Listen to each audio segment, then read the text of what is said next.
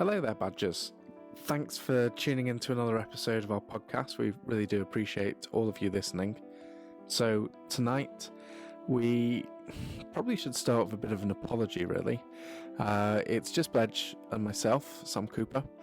We talk at length about BTME and Harrogate and GIS in Orlando, where we've both been over the last few weeks.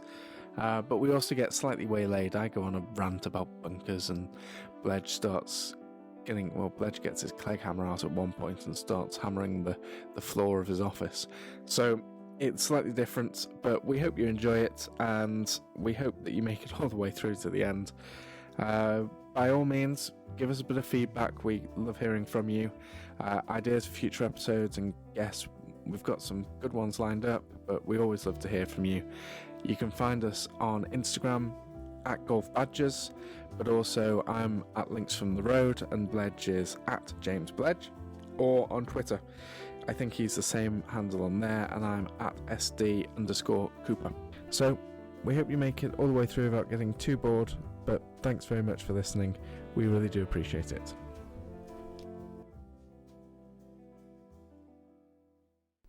Can you say something into yours, Bledge? 1 2 1 2 1 2 1 2 1 2 1 2 1 2. Sounds good. Brewdog, Urban Fog. Yeah. Let's hear the can. Oh, bit of reverb on the can there. Oh.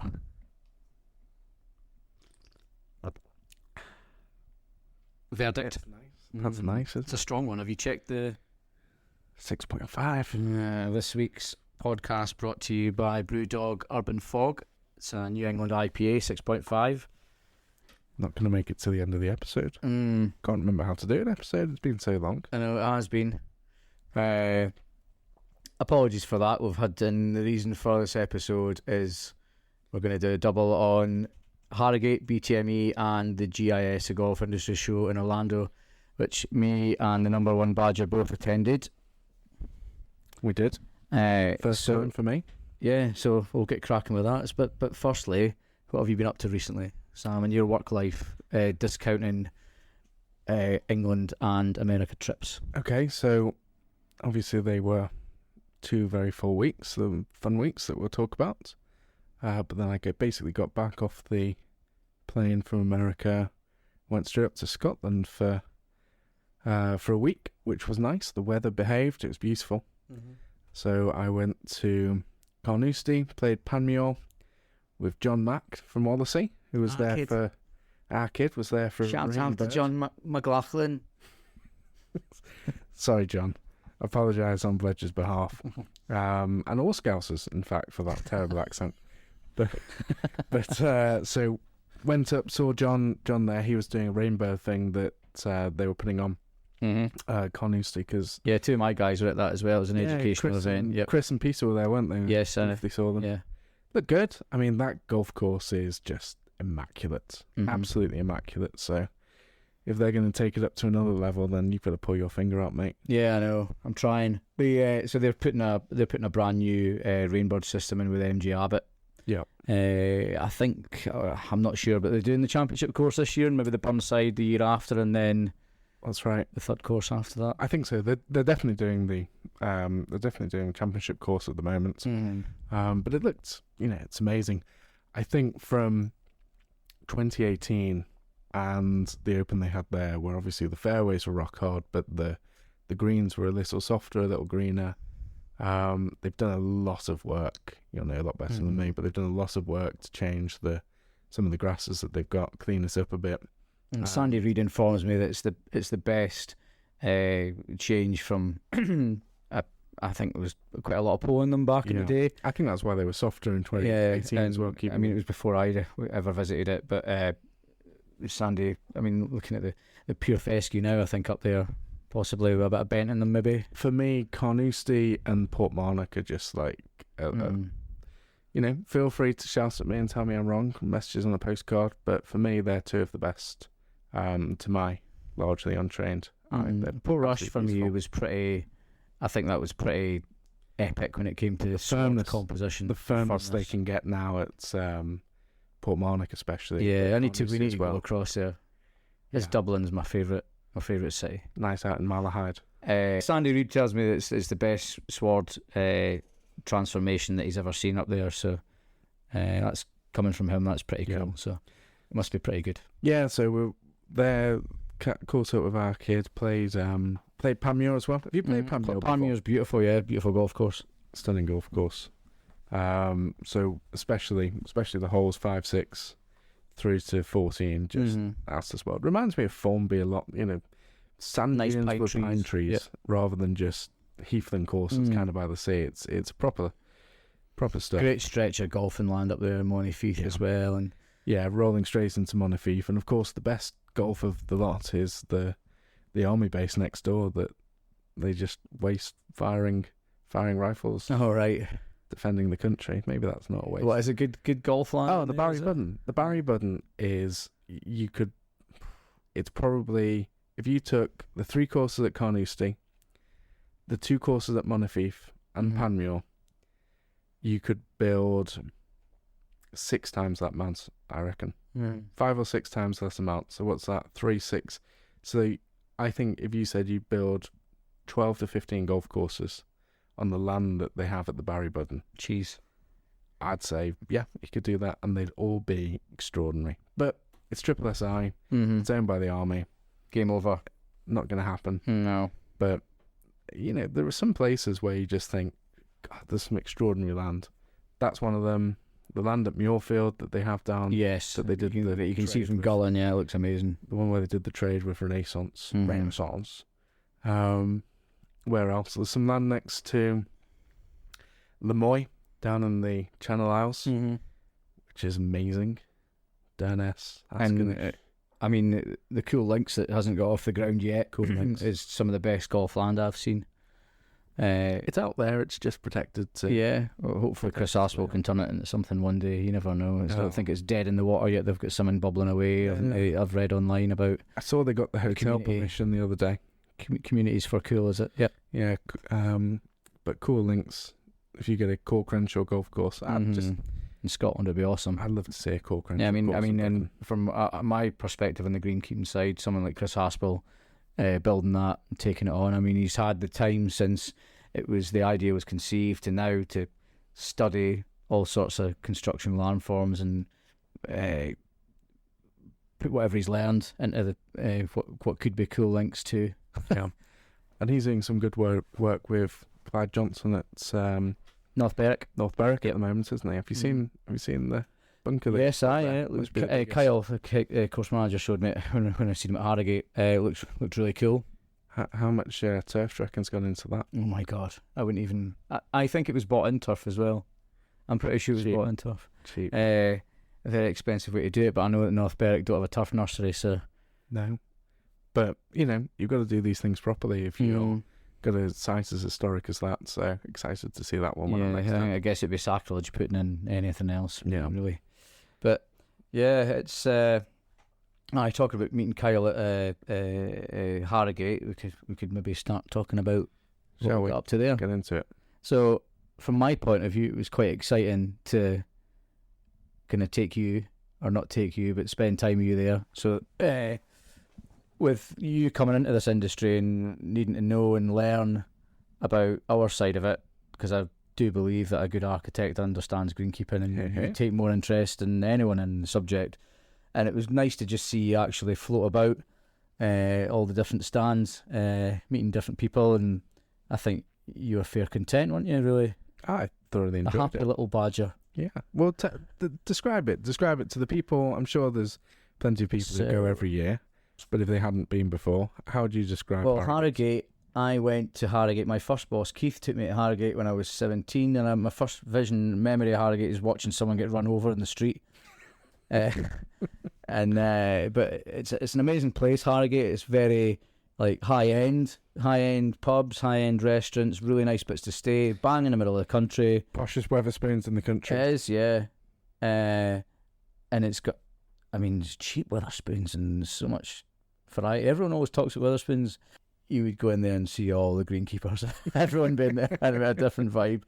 But the reason it's put on by Bigger and supported heavily by pretty much every single trader in our industry, whether that be the machinery, whether it be fertilizer companies, chemical companies, and everything in between. People who make wash bays, people who even, I'm pretty sure, I think Adam Lawrence was there from the Golf Course Architecture magazine. So you've got loads of architects. It's huge. Everyone in kind of the industry from our side.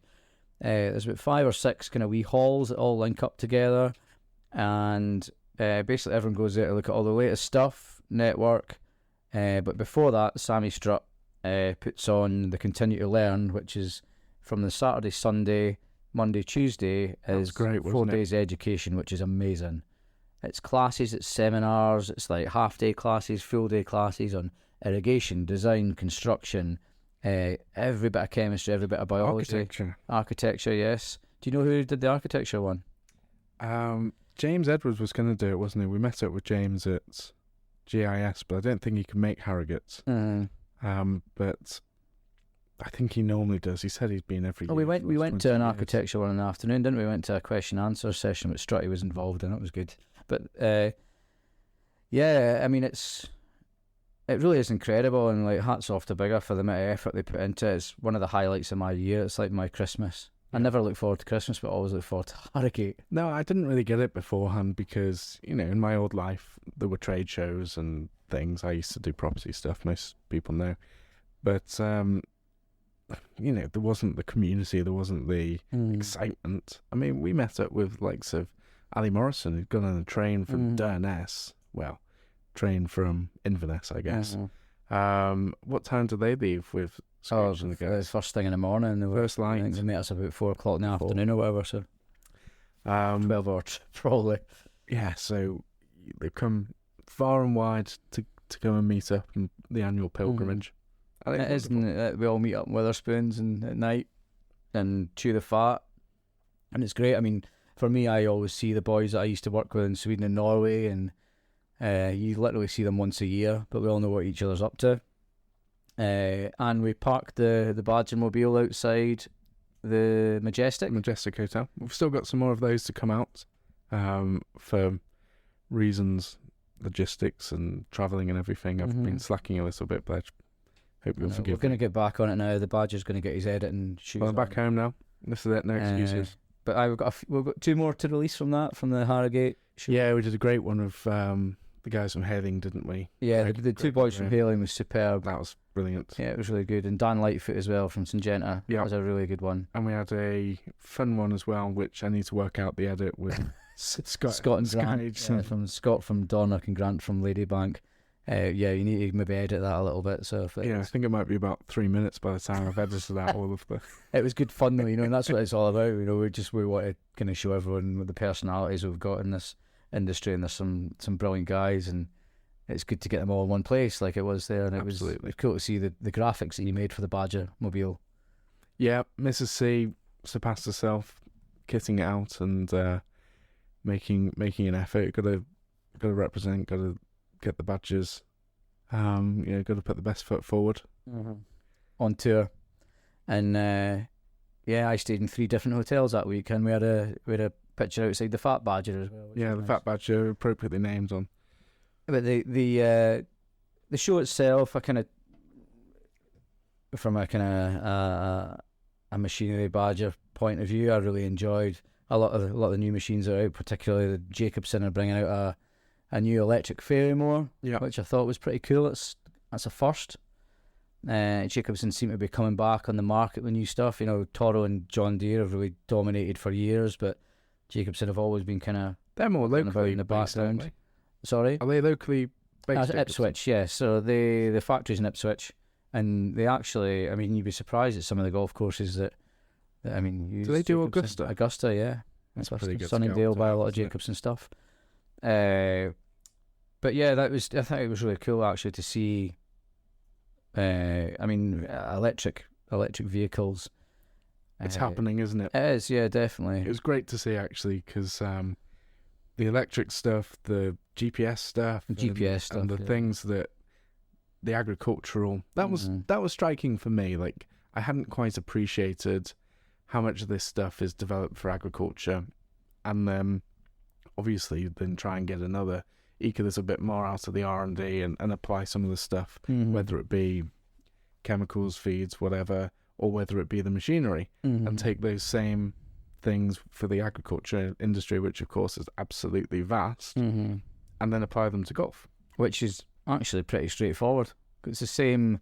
It's the same kind of theory behind everything. You know, Yeah. I mean, one of the things that we talked about when we met the John Deere guy in America was about the NDVI mapping from drones. So the drone would fly over, take it a farmer's field, for example, and it can see, like moisture mapping, or it can see where the stress, the stress is, or where maybe it would need some more fertilizer. It's quite common on football pitches actually as well. Okay. So then when you put the sprayer over it, when you get to a certain point, it ups the pressure, and then more fertilizer comes out, so you can increase the amount of N, and for that reason, you get more yield if you're a farmer. So they can apply that to golf courses as well, and you know, it could be 10 years away or whatever, but like, I mean, What it's was the closer. one when they were talking about the image recognition they had on the front of a sprayer, and it could be trained to recognise weeds, The weeds, yeah. and then it would just selectively Zap. spray, bang, Yeah. that one individual little plant. Get So rid. instead of me using 18 litres of Praxis to spray my fairways, I could probably use, you're talking millilitres, you could probably use 200 mil or something like that, because it might hit 1,000 weeds like this. But individually. Yeah, instead of blanket spraying. I mean, how good's that? Well, not if you're a chemical company. Well, not at all, not at all. But it's better. But they make out, yeah. It's better than not being able to use them. Like we talked on the episode with Strussy, talking about how, you know, legislation's changing. They're looking at this stuff, and if you can use a smaller amount more selectively, Would they still ban it? That's the thing. Yeah, maybe they hopefully look again. there's a bit more sort of pragmatism there, and you say, well, you know what? If we don't need to use as much as we have in years gone by, then why wouldn't you? Why wouldn't you let you carry on doing this and giving you guys all of the opportunities to produce a good product? It's certainly a big worry to get the golf courses to the standard we've got them just now, and then if they turn around and take everything away, we'll never ever meet the same standards we've met before, and all these golf courses in Britain will really start to go downhill, especially the Parkland courses. And B, you're going to end up having a mega black market where certain greenkeepers will be going to buy 100%. illegal agricultural Because it's still chemicals, available, isn't it? Yeah, It's you still always gonna it's be the for sale. same. It's the same active ingredient, but just with a different name. Yeah. So azoxystrobin that we spray, I think farmers spray on potatoes, is called Amistar. We spray it for fairy ring or thatch fungus and a plethora of other diseases. And it's called Heritage across here. So it's just the same active ingredient. It might be a little bit less grams per litre, but then you can adjust that with your rate. So you can go and buy it off your local friendly farmer, and then I think greenkeepers would still continue to do that because they have still got a golf course to keep. And yes, it would be illegal to do it if chemicals are banned, but if you need to keep your job, then that's when the black market starts, and then greenkeepers will start falling out with each other because Billy next door is making you look bad. Yes, because why is Billy's course got no disease in it and yours is covered? And then it's like, do you tell tale on Billy? Crazy. Snitches get stitches, Sam. Crazy. Anyway, that was a rant. Well, no, it's important. It's something we think about a lot. I mean, this being an R&A club, where we host open tournaments, we are absolutely whiter than white. Geo-certified and all that. Everything is done completely by the book, but it's...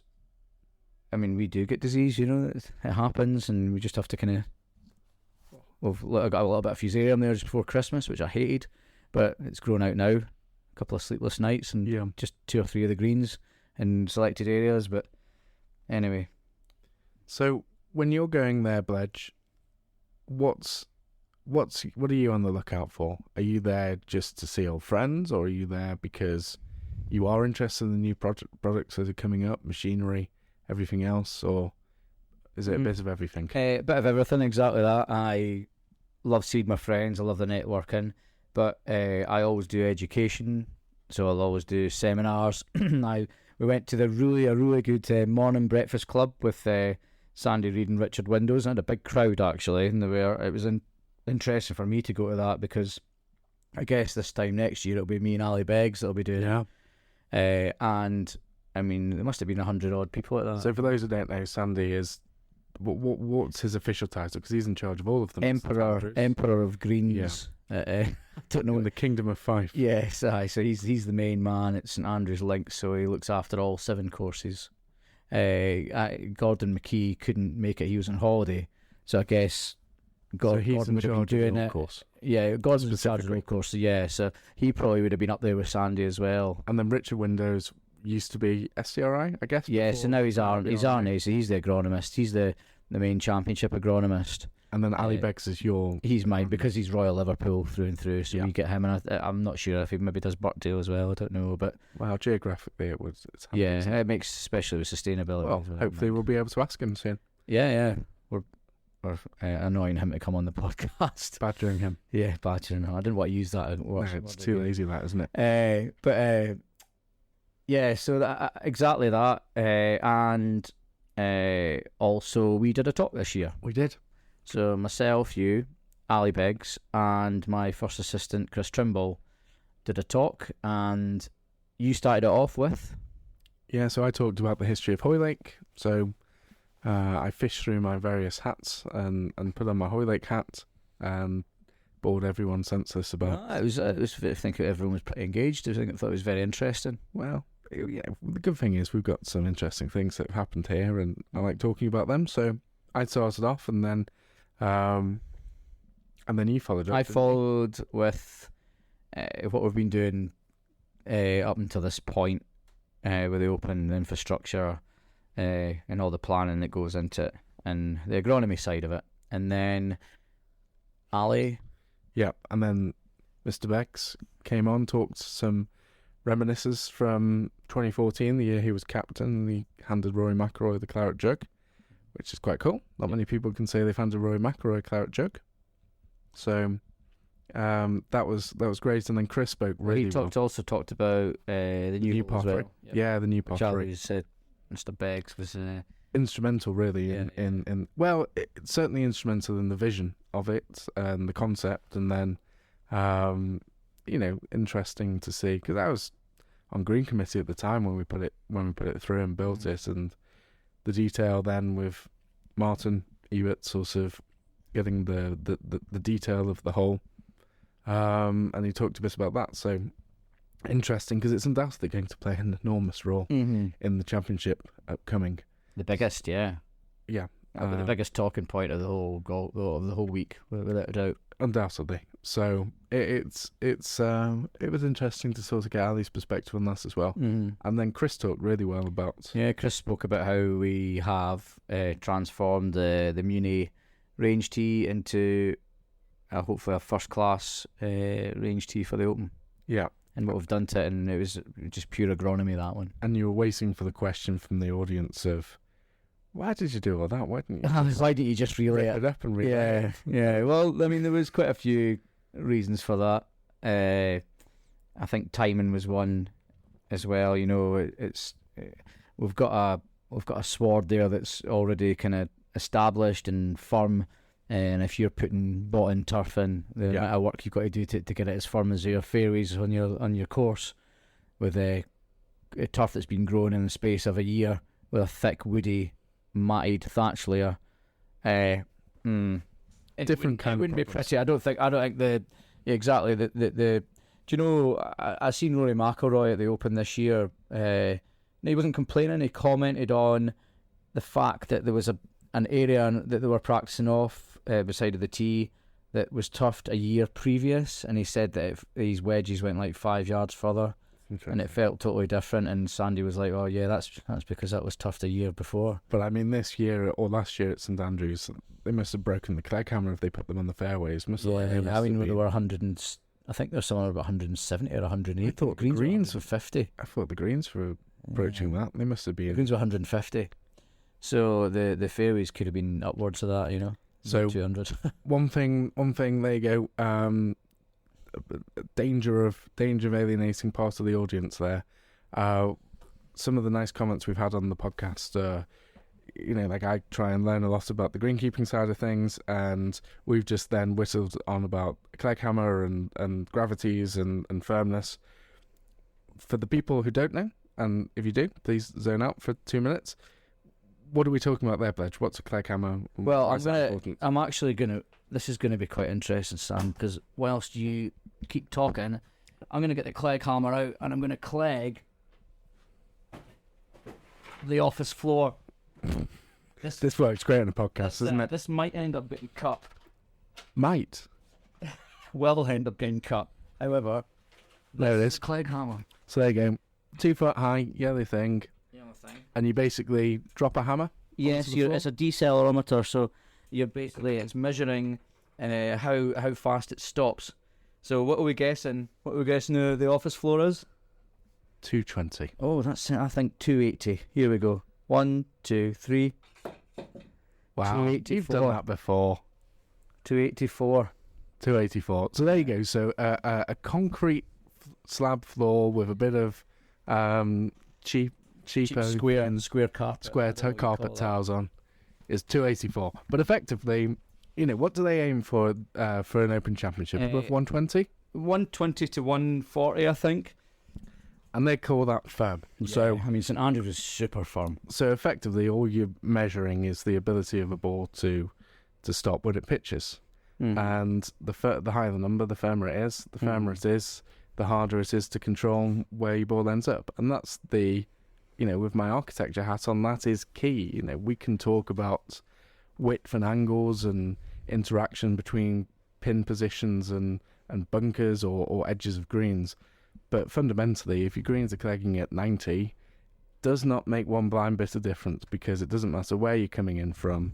You can head it into the pin and stop. Rory McIlroy is going to be able to stop a 5-iron next to the hole. Yeah, you would at 90, yeah, definitely. But if it's 140, 150, then you do have to think about it a bit more. I think for ranges, if anyone listening has a wet, boggy Parkland golf course, thatchy greens, you're probably looking about 70. This time of year, we would be about 90 actually at this time of year, 90 to 100. We had some good 100s the other day. Okay. 105. Not bad for February. It's good for February, yeah. It's quite dry just now, but yeah, we've been working so hard on getting these parameters perfect with organic matter on the top 20. So how do you, what are the levers that you can pull? I guess you've got a temporary lever of moisture level, and the drier it is, the firmer you can get it, but for short term. Yep. And the longer, more resilient lever you can pull is organic matter. Organic matter, and using penetrant wetting agents, trying to get the moisture away from the surface. Yeah. Sand is absolute key. So sand will drive down organic matter is basically soil, isn't it? It's soil, shoots dead roots, shoots leaves, all this kind of stuff that kind of makes its way down. And then that's also, I guess, when you've got the types of grasses that can make a difference as well. Like if you've got a poa, which is woodier. Yes, it produces more thatch, and it's got a seed head or something on it that creeping bent, etc. That would effectively cushion the ball as it lands, wouldn't it? Whereas if you've got a finer leaf grass, it doesn't offer as much resistance. Yeah, you can actually find fescues being quite thatchy grasses as well. For that exact reason we were talking about earlier with the new turf. Fescue actually does create a decent amount of thatch. But as I say, there's certain ways you can control it. You don't want to start controlling thatch and fescue ripping into it with scarifiers and pulling it out, because that doesn't like it, and then you end up creating gaps, and then poa comes in. Whereas you can do that with poa or bent grass till the cows come home. You can rip into it. It actually loves it, especially creeping bent. Yeah. But yeah, here, for example, it's has me been here now for 13 months, and we've done 4 dry jecks. Okay. So dry jet, you're effectively just injecting pure sand into the profile of the green to drive down the organic matter. Exactly, yeah. And we can see, that moss on the greens is completely cleared up as well, and They're a hell of a lot firmer. I've actually never seen a puddle on these greens in a year since being here, which is remarkable. Here's something interesting. I'll emphasise that's all the good work that Craig's done over the years, And interestingly, so the par 3 that we just briefly touched upon, the one that Ali envisaged and Mr. Ebert managed to build, that replaced the 13th green, and that green undoubtedly was the softest green on the golf course. Right. If it chucked it down, as we've all been on a golf course where there's a freak downpour and you have feels like a week's worth of rain in the space of half an hour. Well, it was always the 13th green, that par 3 green, that used to flood. And there's anecdotally, I'm not sure how true this is, but anecdotally, in the 1980s, that green was built by Colton about 1926. He came back after his original plan, which he did in 24, and he wasn't quite happy with that corner of the golf course, so he built that green a few years later, so 26, 27. And then it was a downhill par 3. Apparently, in the 1980s or 70s, a member who was a local farmer donated some topsoil to the golf club, and in order to bring a bit of visual interest to that green, completely well-intentioned, this was just a style of the times, they built up the surrounds around it, so it was pretty much flat, pretty much at grade in Colt style, and they decided to build up the surrounds, and it meant that it always used to collect water, pool a bit more, take a bit longer to drain away from the surface, and you couple that with hitting short clubs downhill, down prevailing wind, into that damper surface, and it used to just get absolutely battered. And I'm not saying it was the reason that the hole was changed, but it was certainly a contributing factor.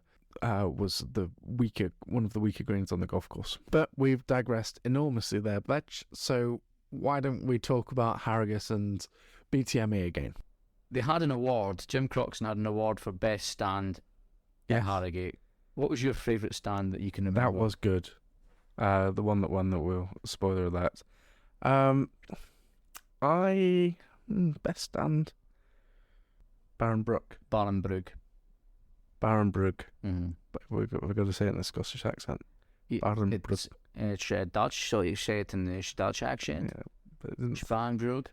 But they kitted out like a clubhouse, hadn't they? Yeah, there's a tartan rug. It's like sitting in the tartan rug, fire, Chesterfield. Nah, I think they gave it to the right stand. You looked great in that Barnbrook stand. Yeah, you were like you were ready to buy a load of seed. I'm comfortable sat in the Chesterfield chair, cuff me. Yeah. With a wax jacket on and a pair of heavy set. I am who good chords. I am who I am. If you want someone else, they're available. But I was comfortable. No one's not checked. No one else is available. No one else is available. That's why I'm here. No, it was great, and it was. Do you know? I said to the Green Tech guys, they couldn't have had a better stand because they were right beside the John Deere stand. I mean, John Deere and Toro get all the traffic. Yeah. They were heaving. I mean, the Toro, the John Deere stand is absolute, aren't they? Yeah. They're big, a lot of gear on it. The Campy stand was really, really good. And the best thing about the Campy stand was they had a magician there. Oh, wow. That bending coins. Bent a 2p coin. And bending really minds.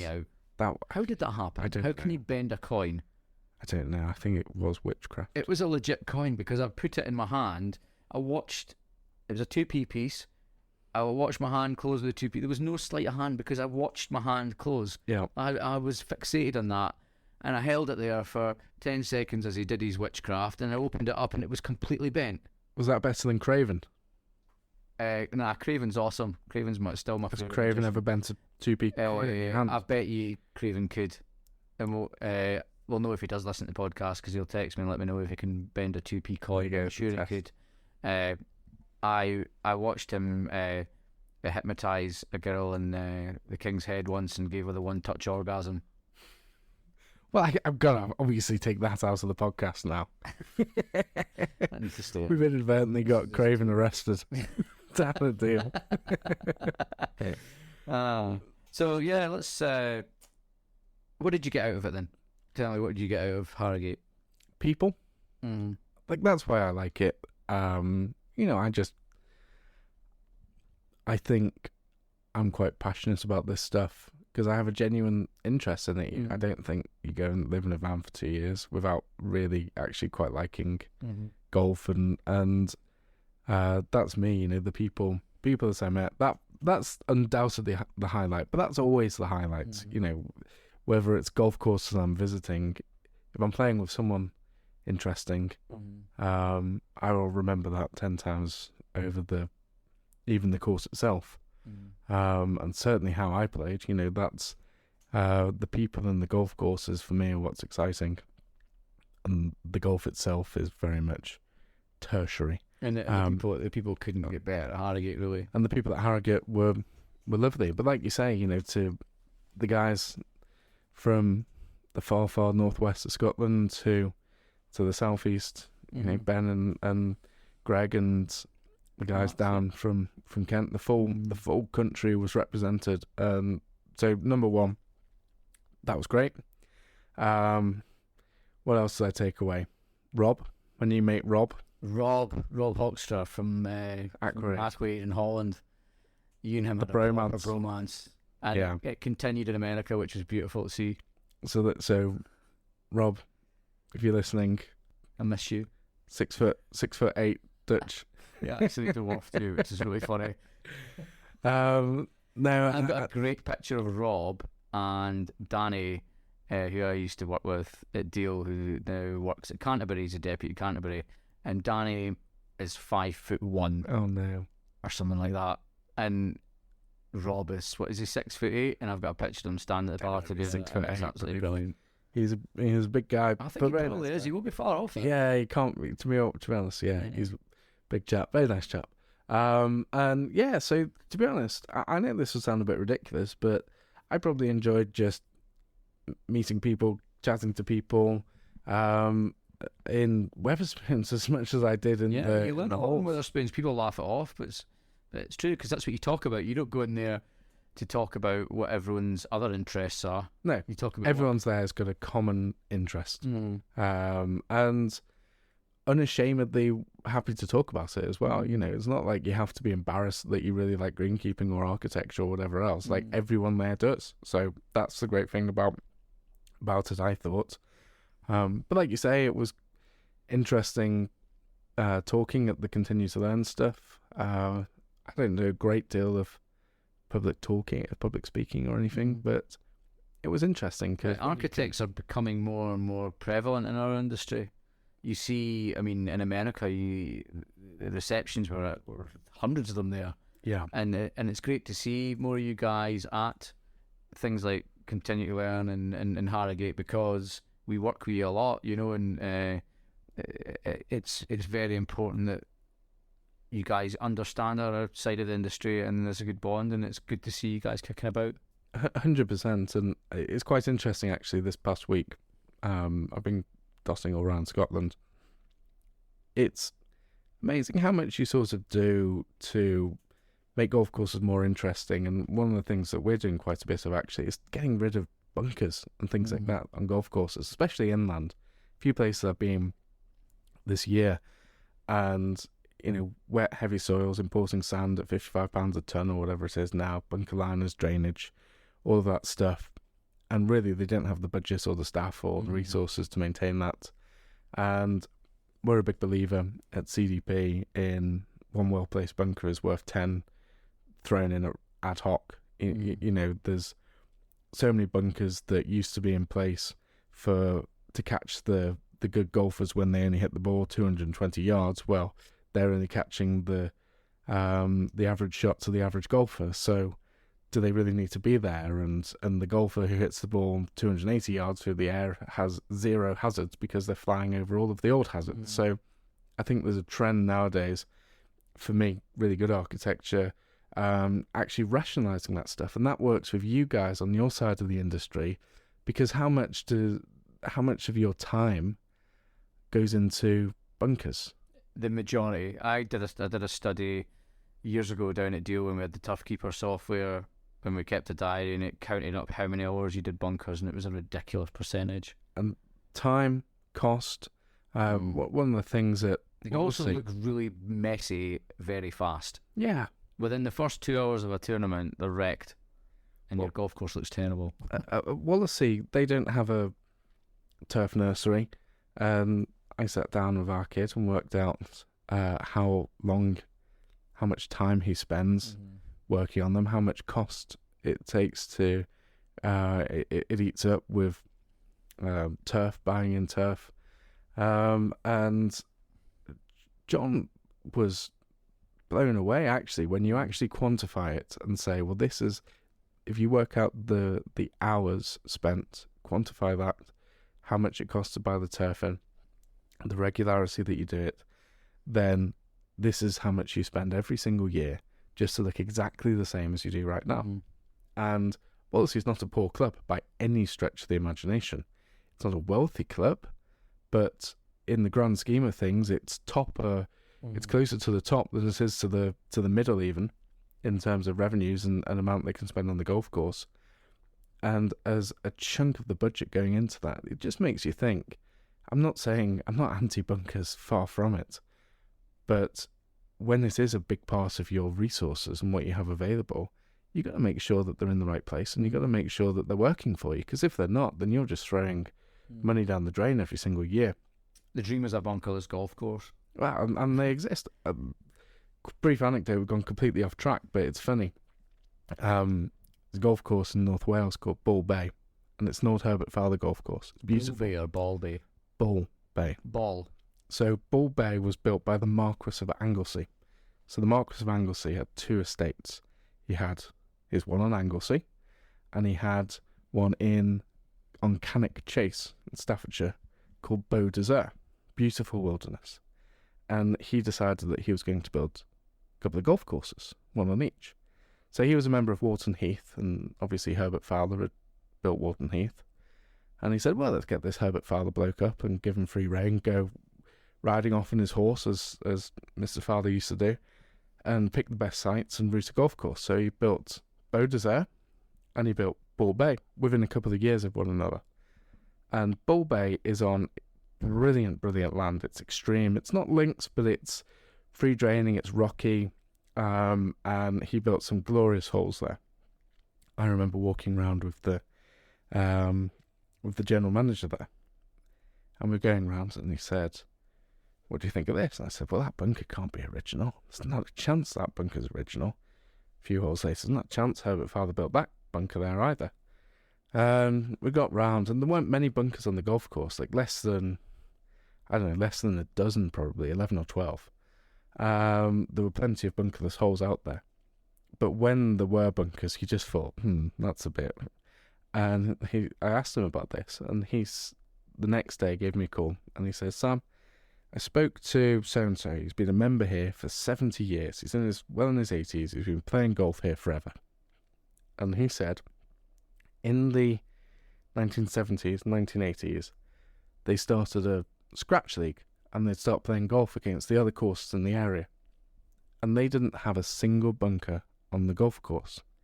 They'd go and play matches against other golf courses, and they'd get in a bunker, and they wouldn't know how to play the shots. So they thought, maybe we should have bunkers on our golf course. So they built 11 pretty crappy bunkers and dotted them over the golf course pretty arbitrarily. And you just think, for me, it's quite a powerful little story, because the average golf course in Britain is not a very good golf course. Let's face it.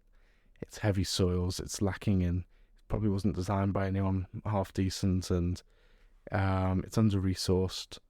And when you have interesting, special places with good land and great architectural progeny, it's worth defending those places, I would say, because regression to the mean is a powerful driver.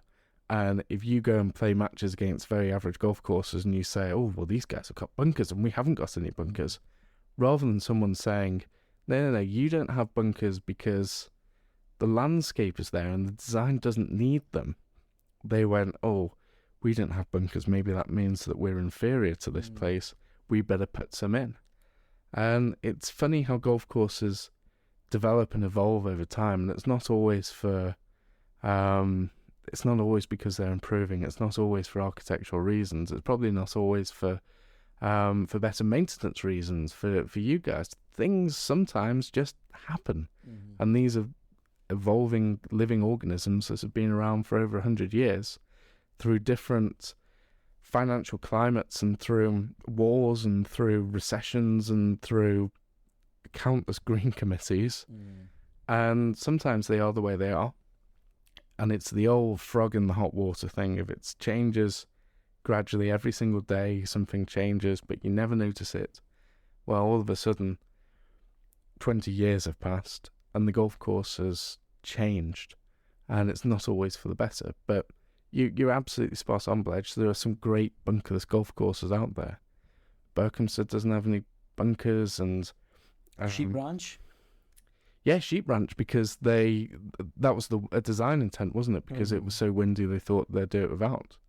And you don't need a bunker. I would often say a bunker is sort of lazy architecture of last resort. I would love to see. I mean, I look at our left of our open 12, for example. Yeah, big swale that they put in. You could have put a bunker down there, and then what shot have you got? 58-degree wedge, and that's it. Whereas if you have a swale in there, you've got rescue club you could use. You could use a 5-iron, 6, 7. Well, there are 14 clubs, exactly. And it makes the game so much more interesting.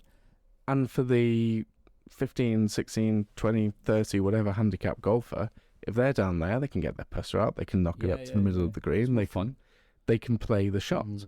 And I hate bunkers. I do, because I'm not a good bunker player as well, and I literally half balls. I like thin everything out and put a big smile on the ball. But if you think, if you're Tiger Woods down there, and you've got, it's much easier for them because you can get spin on the ball and you can get loft on the ball. They love going to bunkers. They're quite happy. They play for bunkers as well, don't they? And there's one shot that, we're getting completely off topic here, but I remember listening to Tom Doak. Harrogate special. Very, very quickly, I remember listening to Tom Doak on a podcast, and he was talking about refurbishing, can't remember where it was. Have I said this story on a podcast? Don't think so. And he got Brooks Koepka to consult, and he was talking about the number of bunkers on the golf course. And it was a muni course in America, but it was hosting a PGA Tour event. And they were going to do 60, 70,000 rounds a year. So much traffic that they wanted to make sure that people could get around quickly. And they said, right, Brooks, if we put bunkers at 300 yards away off the tee, how often will you go into those bunkers? They said, well, I'll never go in those bunkers because I'll just blaze driver over the top of them. He goes, okay, well, what about if we put the bunkers at 340 off the tee? And he says, well, I'll never go in those bunkers because I'll just hit 3 wood shorts of them every time. And he said, okay, well, where do we need to put the bunkers to challenge you guys? And he says, you can't put a fairway bunker out there that we are going to consistently go in. And that could be a centerline bunker, it could be anything, because we know how far we hit the golf ball and we can adjust accordingly. So if you accept that for the very, very best players in the world, a bunker is not the same kind of challenge as it is for you and I and most golfers out there, well, then you'd say, okay, well, who are these bunkers for? Are they for average golfers? Well, do average golfers really need bunkers out there, or are we just making it slower? Are we ruining their day? There are bunkers undoubtedly on the vast majority of golf courses that are never going to challenge their club champion and are only found by the bad shots of bad golfers. So why? I think a lot of our bunkers, though, for example, change on a day-to-day basis depending on ground conditions and wind. Wind, 100%. But there are still bunkers that I just do not go in on that golf course, and I'm just an amateur golfer. But I will never go in some of those bunkers. I think I've been in every one. That's a good effort. In one round.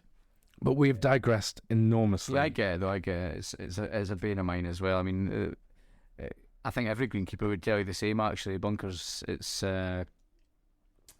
probably one of the least enjoyable parts of our job, I think. The amount of work you put into bunkers, and then they just get the fact that they're never raked properly or the right way, and you watch people rake them half-heartedly with one hand. And this maybe actually would be a good segue on to the next part, because that is why I was at GIS. Okay. was I wrote an article during COVID about bunkers and bunker raking and whether or not bunkers rakes should be put in after COVID, and that won the Communication Excellence article or whatever, and sponsored by Campy, and the prize was to go to GIS. So Brilliant. that's why we were there. Well, that's why you were there. I was there with my CGP hat on, wasn't I? Yep. But we took but again, it was great to spend a couple of days with you and Jen and see the sunshine again, which we haven't seen for a few months. GIS is basically American Harrogate, but 10 times bigger. Yeah. 10,000 people there, I think, and again, amazing job they've done of that. There were loads of Brits there this time. We stayed on International Drive. Yeah, the longest road in the world. Yeah, it's long. Ghetto at the far side. It's also got the world's tallest swing on it that I was building going on. But you didn't see. You were the one that was driving it. Petrified. Yeah. Absolutely petrified. And Jenny was trying to speak to me when I was at the top. Well, look at the fireworks. I was like, Jenny, stop speaking to me. I've got my eyes closed. Like, I can't handle this. It was so fast, and the wind was pulling us from left to right as well. I literally thought I was going to die. So GIS is it was Orlando this year, Phoenix next year, and then San Diego? San Diego. Does it sort of rotate between those three? It goes around. San Antonio comes into it as well. Okay, but it's always somewhere warm in February. Yeah. I mean, it was warm. It was lovely. Which was nice. We stayed in a hotel, the Avanti International Resort, which was nice. Yeah, and we survived. Yeah. There were times when we thought we were going to get... We also met a friend out there as well, didn't we? Well, one night there was a lot of kerfuffle outside my room. Oh, yeah. The guy blaming his women of running him over, and there was a lot of... It was one up from a motel, wasn't it? It was one of those places that they put people in witness protection in a movie and then they don't see the next day. But ours, we were great, and the pool was brilliant as well. Oh, it was. We spent a lot of time chilling out there, and it was a brilliant week, and I can't thank Campy enough for taking us out and looking after us that week with it. I think all that for writing an article. It was pretty amazing. It was really nice, and I really do enjoy writing articles. I get a lot from them, but I mean, it was beyond, like, I mean, the guys at Campy were just fantastic. Beyond the collegiate of that, really. Very privileged. But one of the days we went out and visited a golf course as well. Went to the Country Club of Orlando, and the Wes, the workshop manager, showed us round. Beautiful golf course. That looked amazing. I didn't go there, but you that was an old Donald Ross course? Yes, I saw all the greens upside down saucers, huge shapes in them. I mean, they were pretty much deal-esque, I would say. I mean, they had a lot of them had kind of backboards on them, you know, so you could like run the ball up and round. Bermuda, I think, and also see my first Kikoyu green. It was a Kikoyu, isn't it? Yeah, well, it was very in the Riviera last week. Is that what they have there in the rough? Yeah, Kikoyu was the reason why they were all complaining about not being able to land it short of the par 3 4th and the 10th. And it's spongy and it stops. Why am I teaching you about grass? No, I don't know much about warm season grass. I'm cool season. I'd get eaten alive in America, and also have to change from pounds and square feet and all that nonsense. So, but while you went to Country Club of Orlando and the one side of this end of the spectrum, I went to somewhere that I'd been seriously excited about visiting. Winter Park. Winter Park. We saw Keith. Was it Keith Reps or was it Riley Johns who was talking? Keith. Was it Keith? Yes. So Keith Reps, Riley Johns were two core Crenshaw shapers for many years. I think they built. Which one is the one that's just opened? Tayari? He built Sheep Ranch as well. Loads of core Crenshaw stuff. But I think they just did Tayari. They got stuck in New Zealand when COVID came on. They just cracked on. But one of the places they built 6-7 years ago was this old municipal golf course, Winter Park, under-resourced, losing money every single year. I think they were racking up 300 grand that the local authority had to subsidise. And they came in, they blew it up, they built new greens, short grass everywhere, interesting green complexes, and now they've gone from doing whatever they did, I don't know, 12,000, 15,000 rounds, whatever it was, think they do 43,000. Well, we couldn't get a game, could we? We went over there with this pig-headed attitude. We'll be able to get a game. Yeah, not a chance. Couldn't get up. We could have done if we'd got our finger out, but like we didn't really think about it till we were on the plane. No, but it was somewhere I wanted to see because it's something that's kind of close to my heart. It's great, working at fabulous old clubs with great architecture, but also there's no shortage of 18-hole golf courses in anywhere in the world. But there is a shortage of 9, 12-hole golf courses. We love a 9-hole golf course. Love a 9-hole golf course. Perfect for me. And to rattle around there in an hour and a half or whatever suits the sort of modern person who's probably not quite as invested into golf as maybe we are. But, modern life gets in the way sometimes. If you want to go out and play 4 or 5 hour round of golf, then crack on. But if you can't do that time-wise, then why can't you have options to do it? And Winter Park is clearly one of those places where it's rammed all day long, and you don't have to have long grass and ponds and losing golf balls. You can just go around and have endless fun because those greens are amazing, and hitting approach shots into them clearly are enough to get people excited. So that was great for me to see that, because I think we need more of that in Britain. We've got a couple of things that we're working on, but fingers crossed they'll come to fruition, because we need to do that. We need to have an alternative to golf. This isn't just the 18 holes private members club option. So, well, on that note, Top Golf. Yeah, thumbs down from me. Yeah, sounding. I went twice. My first experience was a lot better than the second. The first one, I had two Bloody Marys. Is that because you were drunk? Yeah. And some Yingling, which I really got into the Yingling when I was across there, and wings. So you were on the top. Someone else was paying, so that's why you enjoyed it. We're in the top tier. And the second time we were down the bottom, it wasn't as good. It is a money-making machine, though, that place, isn't it? They're just, I think it was $90 for like an hour of like, if you don't play golf, I'm sure it's really cool. You could, well, because you don't have to be. I mean, you can knock it off that top tee and still get 100 points, whatever. I mean, it's not the best player wins, really. If you're going there to be competitive, forget it. But it's just good fun. Some of the people that are there are just there for a laugh. It is an interesting wider thing, isn't it? Like, does golf have to be like what is golf if you want to grow the game? That horrible expression that doesn't really mean anything. But you think, what is golf if you boil it down to its essence? And some people would say that's smacking balls at Top Golf, but I'd say it's actually getting the ball in the hole. And at Winter Park, that's what you do. It's fun, but you get the ball from point A into point B.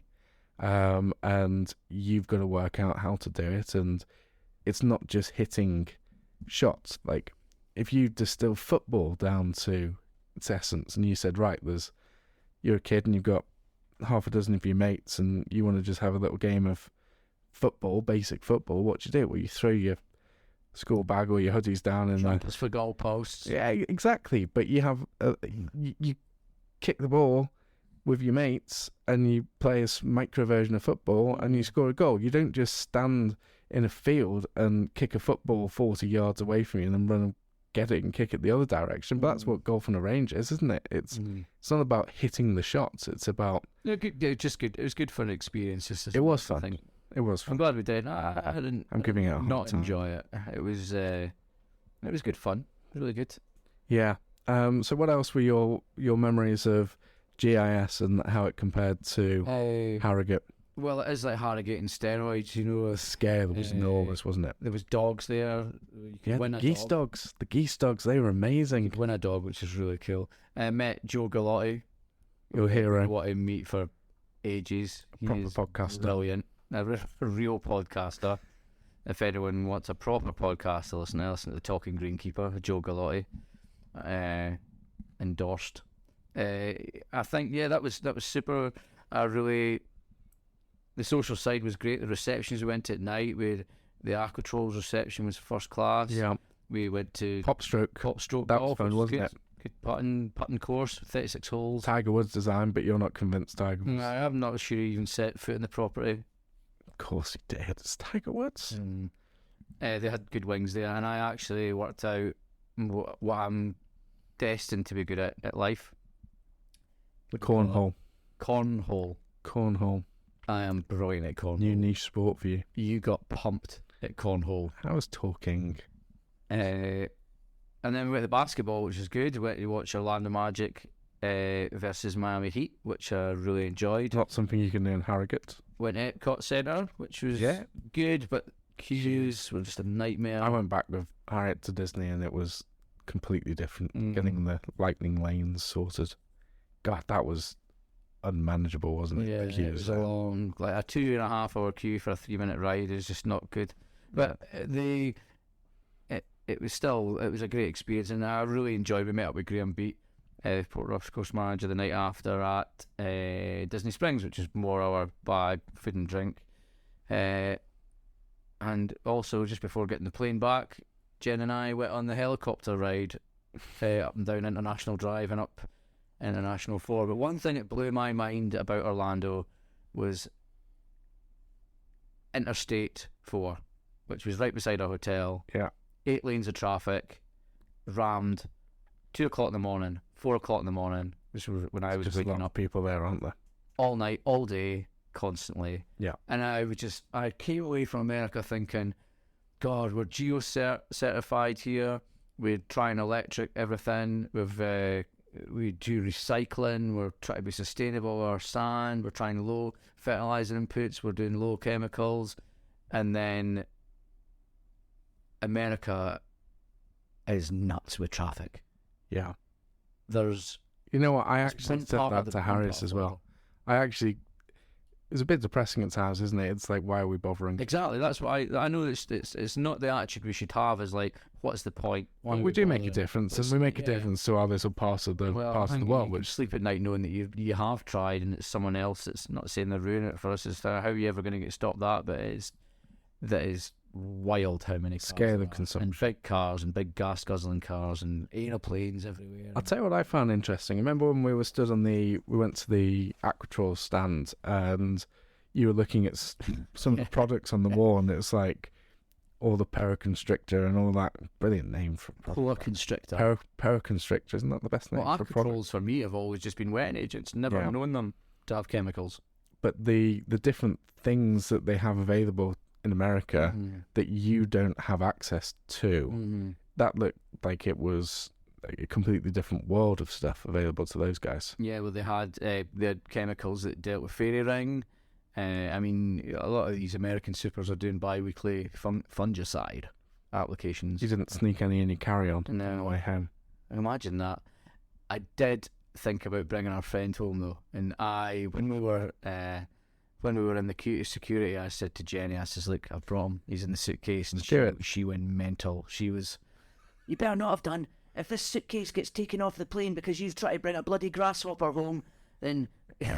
Bledge and I found a deceased grasshopper who we bonded with. By the jacuzzi one evening. Stuart. R.I.P. And I had him in a little Werther's original wrapper that I was going to bring him home and present you to the podcast. And I've got a surprise for you. What? No. I don't know. Fair. Jerry would have divorced me.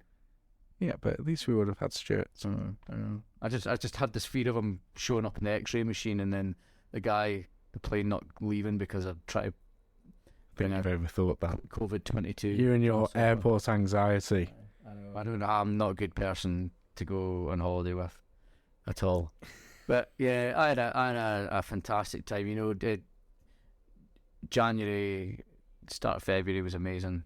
Really enjoyed Harrogate and GIS. Got so much from it. You know, it's you come back with loads of ideas. I mean, my phone is gunneled with pictures of stuff and ideas and contacts, and you come back, and even though it's America, you can still apply it to your own golf course, whether that be products or ways of doing things. I mean, the workshop only at Orlando Country Club. I was speaking to my mechanic when we got back, and we've kind of actioning some new things after seeing that there. Brilliant.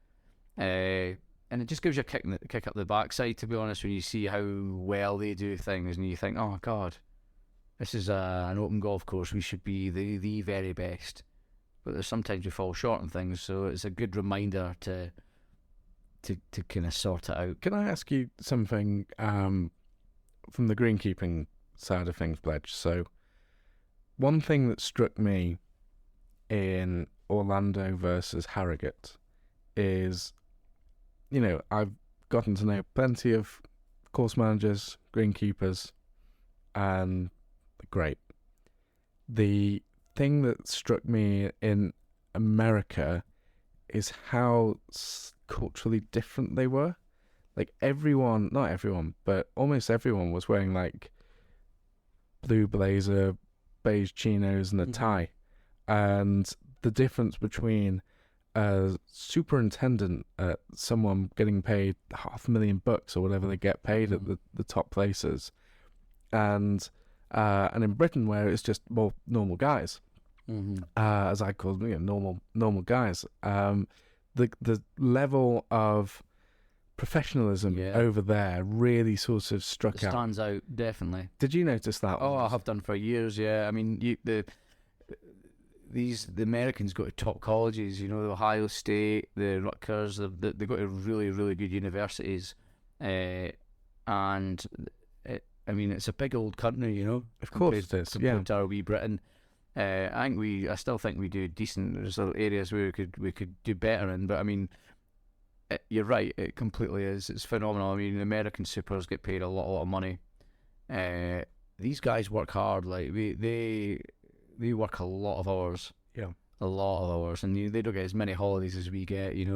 But yeah, the level of professionalism is definitely noticeable. Do you think that's something that British greenkeeping is sort of moving increasingly towards, or do you think it's not necessarily somewhere you want to actually get to? I don't. We are offering degrees and stuff now, and there's a lot of great educational opportunities, but the actual university kind of level that the Americans are offering now, we're not there yet. No, it was never. Do you think we need to be? You look at how good the Americans are, but we do, or we can hold our own. Like, I mean, you look at the golf courses we're producing on the television here. Well, this is what I mean. People they come from America over here to learn things from you, Bledge, and the other guys at all the other places. You must be doing something right. I think the Brits have got good. Can't be that a good big. Feel for it, and we work hard. But it's I it's a really, really good question. I would have loved to have went to university, and kind of my college days weren't great, if I'm honest. I didn't feel that I learned a lot at all at college. I think I learned when I started working on the job. I think with the way I see like our apprentice do now, the mix between college and work and learning on the job is really good.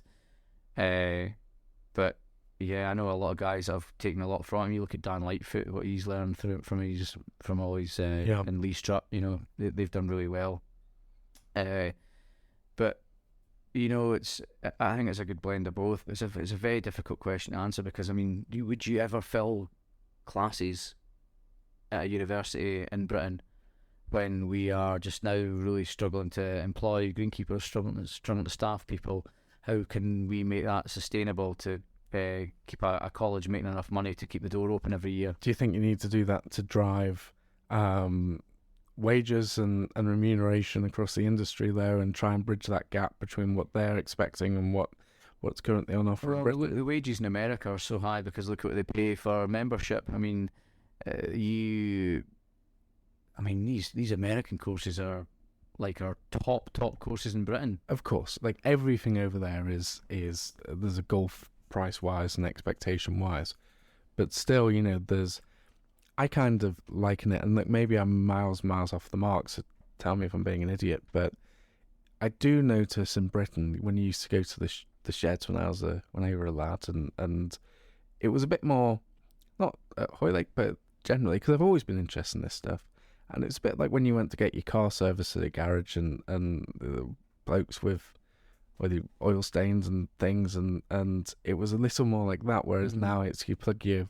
car into the computer and there's a guy with a shirt on tapping away a few things, tells you what's wrong. And I know that's some massive overgeneralization, but it feels like that's the way sort of greenkeeping is. Course managers are going, like the drive to professionalism is clear, in Britain, it's just obviously that bit more advanced in America, where they have more money and perhaps they started on the process of really driving the professionalism slightly longer ago. Well, there's a lot more at risk across there when it comes to, I mean, member satisfaction. If you're paying $50,000 a year for your membership, I mean, I wonder how much you pay for a course like Hoylake in America. Oh, well, it would be 100,000. Yeah.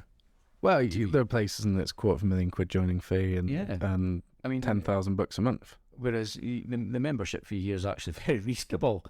Well, of course it is, but equally, you're not just. It's very important what we as members think of the golf course, but equally,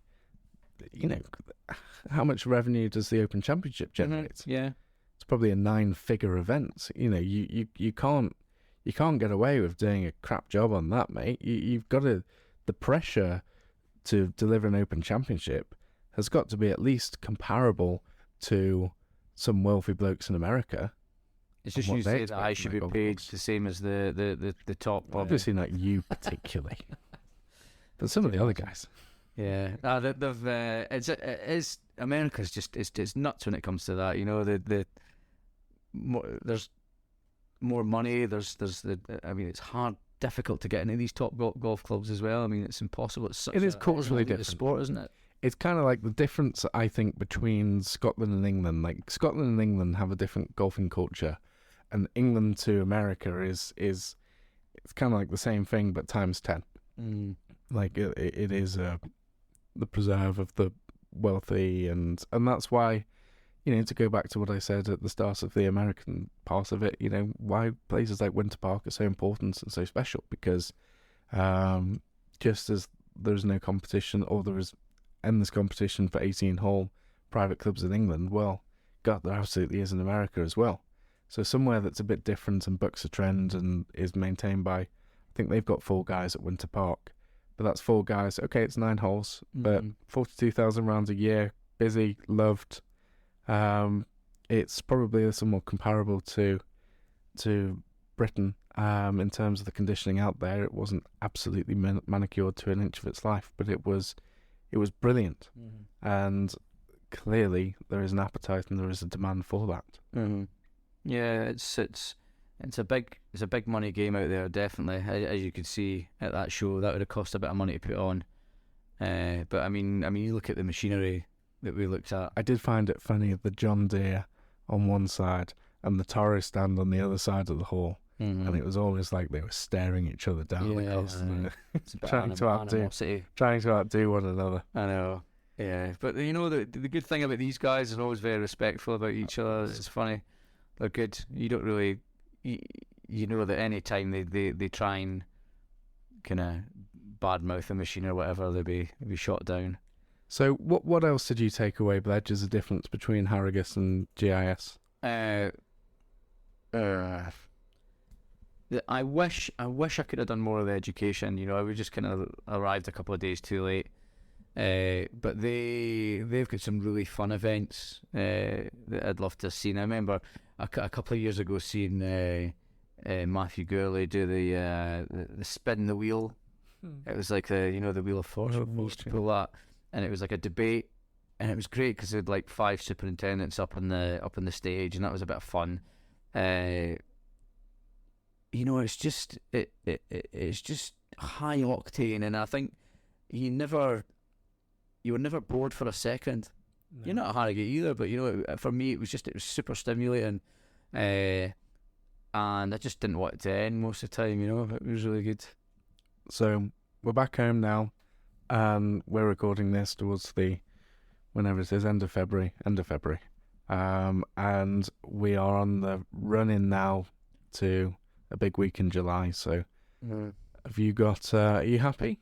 Yes. The course is dry just now. We could do a wee bit of rain. We've been doing a lot of dry jet work on the greens, top dressing, topping up all the bunkers, all 86, I think, 86 bunkers. We've got 84. Yeah. And I noticed you've gone from, you started to rake them as a ball when you came in, and now they've been raked flat. Yeah, raking them flat, revealing when they were balled up. Dodgy lies on Saturday. Super tough. We've revealed another 4 or 5 rows of revetting and raking them flats, and the balls get trapped into the face. But in the meantime, the members are allowed to drop back because the faces are GUR to save people hacking them away, which I hope you've been doing. I didn't know that.